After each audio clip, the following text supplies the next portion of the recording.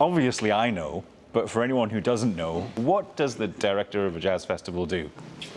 Well, it should perhaps be said that next year will be the 30th year of the Hull Jazz The Festival. 30th year. So We should have come last. We should have come next year. And I've been associated with the Jazz Festival throughout that time, and the job has evolved throughout that time. So when I started, being a Jazz Festival director was really thinking up who would you like to see in your town, where are you going to get the money from, and putting on the gigs. And in a way, that was a lot more exciting because we didn't know what the dangers were, what marketing really meant. We didn't really know about health and safety too much back then as we do now. We didn't know about insurance so much as we do now. And so it's being a director is an evolving process, I would say. And so now, pretty much what it means is making sure we apply for as much money as we feel that we can get from various bodies, having a vision, I think, of why there should be a jazz festival at all, who would come to it, what we're trying to achieve, listening hopefully to audiences, to local artists, to national organisations, regional organisations, having contacts, and then putting on a festival. In our case, we decided to put on 2 festivals a year. Wow. So most people, I think, put on one. They're the sensible ones. Yeah. There was a big financial crash. Some of you might remember in 2008, 9. So let me get this right. There was a financial crash, and then you decided to double. Yeah. Okay. So what we decided to do is instead, we used to have one big 2-week festival with massive outdoor gigs and everything like that, and loads of inside concerts. Various people, national, international, regional artists. The time was then, the money was running out, and certainly in a place like Hull. So what we decided to do was to split our resources over 2 long weekends, so that if there was money around, we could do a bigger festival, and if there wasn't, we could do a smaller one. Wisdom right there. And that's been really interesting because it meant that we could be quite flexible. And I think that certainly, and again nowadays, because of what we've all been through, For sure. Brexit, pandemic, bit of a crush on money, that we need to be flexible. That's the job. That's my job, is to make sure that we are, and not get carried away and say we always do things this way, we always do things that way. So I have a long way around, but that's what I do. No, that's great. It's a really interesting question, specifically about that flexibility of what it can be, because I guess, you must have found coming out of the last stretch of time where, obviously there were big challenges to putting gigs on. It couldn't even happen in most cases for a long time. How do you feel the shape of it changing now as we're sort of re-emerging? Yeah, well, weirdly, I find it really more exciting. It's given me, I know we've called our commission programme Kickstart, but it's given me a kickstart. I think it's given all of us who work on the Jazz Festival a kickstart, because, we're now, without being too boring about it, we're working on a box office income of 25% of what it used to be in 2019, because we don't know if people are coming out and ready to spend money. But what we were able to do was to apply for Culture Recovery Fund during that lockdown period, and we felt, well, who needs the money? And we were like, the creators, they need the money because they're not being paid to sit around, they're not on furlough, they're not. So we were able to commission 9 artists, and I think you've been able to interview some of them here today. So amazing ideas. It's really cool, and we wanted it to be very much about Hull. Hull is a very, very special place. The jazz, I think we now feel that the Jazz Festival is really rooted in this part of this sort of kind of very interesting part of the UK that we're in this area. It's just been fun, actually, and that's sometimes running jazz festivals isn't fun, but at the moment it feels fun, and I'm excited to see what people are coming up with their commissions. That's great. Yeah. I'm curious here, how do you find the balance? I guess there is this, obviously, given everything that is going on, the status quo, the concern to make sure that you provide and protect, you know, the well-being and the livelihood of local artists. But at the same time, you're mentioning even international and people from the outside.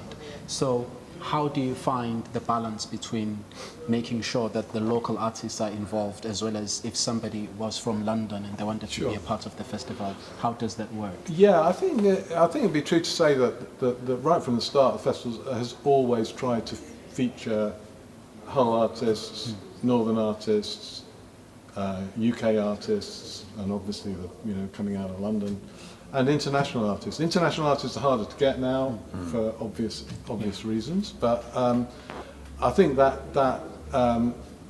it still holds that we will try to balance a program around that area, because people working and living in Hull and the north, they still like to come and see like the great artists that there are around. And this festival, we've got Courtney Pine, who just won the Jazz FM Gold Award, and we've got Emma Jean Thackeray, who's Jazz Artist of the Year, I think she got. We've got people like Aaron Gosh coming back, to take part in our commissioning program. So they will always feature that balance. I think will always be there. But I'm really, I think, the kickstart to us has been about really involving ourselves with the people locally who really got a tough time in the last 2 years. And it's amazing and very noble that is what you guys are doing. It seems natural to me, and we're getting the support. We're getting the support from the audiences as well, which is great to see. And it really seems as well like, I mean, one of the nice things about having a regional understanding of the music that you're kind of putting on too is, everyone that we've met and interviewed about this commission project seems really great. The music is super diverse. There's loads of different things happening. You don't have to, doing things locally and regionally doesn't mean a compromise in the quality of what you're putting on at all. Absolutely not. And if you're an artist who's based in Hull, if you're then playing in Manchester, you're a UK artist. You're not a Hull artist. I think one of the things that, and I've spoken to a few people about this sort of post-lockdown, is that this kind of there's maybe a little bit more of a conversation happening about this kind of regional identity for UK music, a little bit beyond just the capital. And there's loads of great music that comes out of London and fantastic people who are based there. But I think that regional conversation does seem to be happening quite a bit more. Have you felt that? I've definitely felt that, and I through knowing organisations like Jazz North, I'm really aware of how strong the scene is in the north and Scotland, and there are some amazing artists around who perhaps don't get the profile. I think we're talking about profile. I think we'd like to see more profile.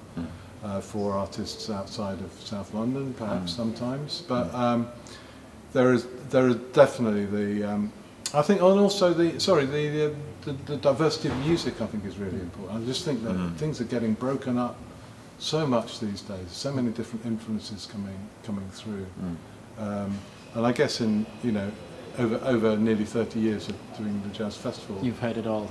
Well, not that I've heard it all, but I'm hearing new stuff, which is so exciting. Maybe it's a little bit early to ask about it, but if next year is going to be the 30th anniversary of Hull Jazz Festival, is there anything?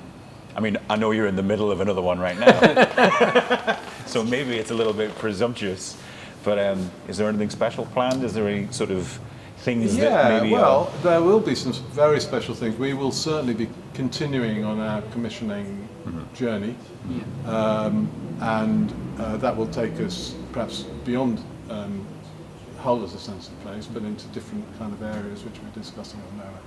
I think commissioning will become more of part of our organisation, because we really like working with artists who find stories to tell through their music, and we find that really helps to engage audiences too. I think people will have all sorts of different ideas what special is.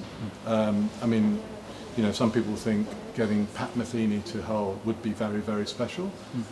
Personally, I think there's some great jazz guitarists who live and work out of Manchester who I would as equally like to see as that. Do you know what I mean? So I think we will hopefully always be looking for new voices. I think we'll also want to kind of shake things up a little bit. I really enjoy working with this group of artists who bring all sorts of different, diverse tastes of music to the scene, and that's what excites us anyway. Awesome. Might sound obvious, but how, if people were interested in getting involved, either as performers or even as volunteers, how would they go about? Yeah, well, their first stop is hulljazzfestival.co.uk, which is our website, and then they should sign up to all that, obviously the social Twitter, to see what we're up to. I think we'll certainly be doing a new call out for commissions as part of our 30th anniversary next year, so that'll be something to look out for. So there's another spoiler there. Yeah, another spoiler. And I mean, I don't want to put the risk of like pigeonholing your role as a director. That it looks like there's a lot to do, but I know that there's also work that you do outside of festival direction. I mean, I was very fortunate to be able to spend a lot of time with you, despite everything that you're doing as a festival director. 2 years ago.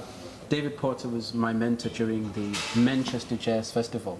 So does this mean that there is some sort of interconnection between other festivals as well beyond Hull? There is, most definitely, and particularly in the north. And I would like to give a big plug to Jazz North certainly during the lockdown period, because they had these Zoom meetings of promoters and festival organisers, which kept us all connected, and that was so important. I mean,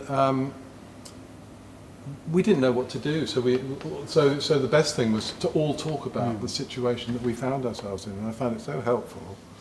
So there is a connection there. There's a lot of kind of. I mean, I think we respect that we're all different, and we have different ideas, and we have different favourites, and we have different, tastes in music and stuff like that. Typically, I'm still the favourite. But you Yes, still Thanda, remain everyone's the favourite. favourite after John.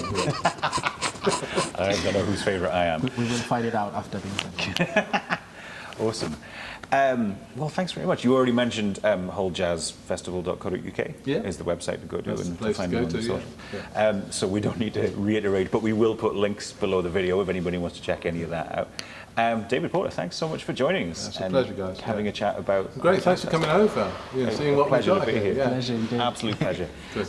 For Jazz North, I've been John Pope. This has been Thanda, and we will see you again soon. hopefully on the 30th anniversary, if someone invites us. 2022, baby. There'll be a party. We'll be back.